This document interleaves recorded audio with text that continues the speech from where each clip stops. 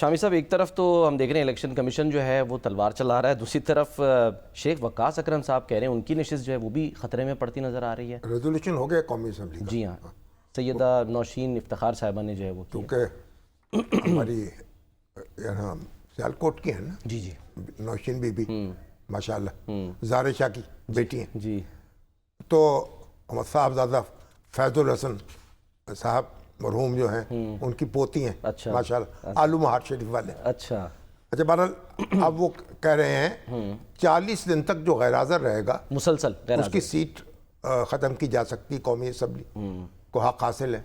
تو اب وہ وقاص صاحب کہہ رہے ہیں کہ میں نے چھٹی لی تھی اچھا اور میں نے درخواستیں بھیجی ہیں اسپیکر کو، اچھا مگر اب پتہ نہیں وہ درخواستیں کہاں ہیں ان کی۔ وہ ویسے ہی اب تو نہیں اگر وہ چلی گئی میڈیا میں تو کہیں نہ کہیں بیٹھے ہوتے ہیں، روز پی ٹی آئی کی درخواستیں سر پہنچ نہیں پاتی ہیں، وہ ٹی وی پر بیٹھے ہوتے ہیں تو وہ اسمبلی میں بھی آ جائے، ہاں کیا آ جائے۔ تو لیکن بہرحال ایک لیکن اب میں دیکھ رہا تھا کہ یہ جو دوسرے لوگ بھی سارے نااہل کیے ہیں الیکشن کمیشن نے، اس سے پہلے بھی کیے ہیں، بچر صاحب بھی ایک دوسرے۔ ایگزیکٹلی ہاں، تو میں نے پوچھا علی ظفر صاحب سے آج، بیرسٹر علی ظفر، بیرسٹر علی ظفر سے، میں نے کہا جی آپ یہ بتائیں کہ یہ ان کو سٹے کیوں نہیں مل رہا، یہ کوئی ہائی کورٹ میں کیوں نہیں جا رہے؟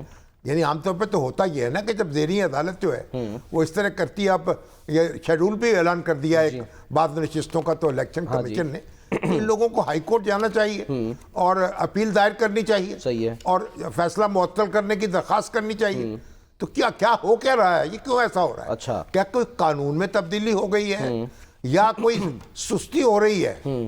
تو انہوں نے کہا کہ میں خود بھی یہ آج انسٹرکشنز دی ہیں اور دوستوں سے کہا ہے کہ وہ تیزی سے اپنی درخواستیں دائر کریں عدالتوں میں۔ ان کا کچھ الجھن ہے، ابہام رہا ہے، کچھ سستی بھی ہو رہی ہے۔ اچھا، پی تو ٹی آئی کی بہرحال طرف سے اتنے وکیل اتنی بڑی تعداد میں پی ٹی آئی کے پاس ہیں، اب ان کو چاہیے کہ بھئی اپنا اس پہ جان لڑائیں بالکل اور عدالتوں کے دروازے کھٹکھٹائیں۔ این اے 175 جمشید دستی صاحب جہاں پر نائل ہوئے تھے، ان کو تو مل گیا نا، ہاں ان کی نشست پر ضمنی الیکشن روک دیا گیا، ان کا الیکشن روک دیا گیا ضمنی، مگر بہرحال عدالتوں کے دروازے تو کھٹکھٹانے چاہیے نا فوری طور پر۔ یہ تو ایسا نہیں ہے نا کہ آپ سزا ہوئی ہے، اگر سزا کل ختم ہو جائے، وہ بری ہو جائے، پھر کیا ہوگا؟ پھر ان کون یعنی مداوع کرے گا؟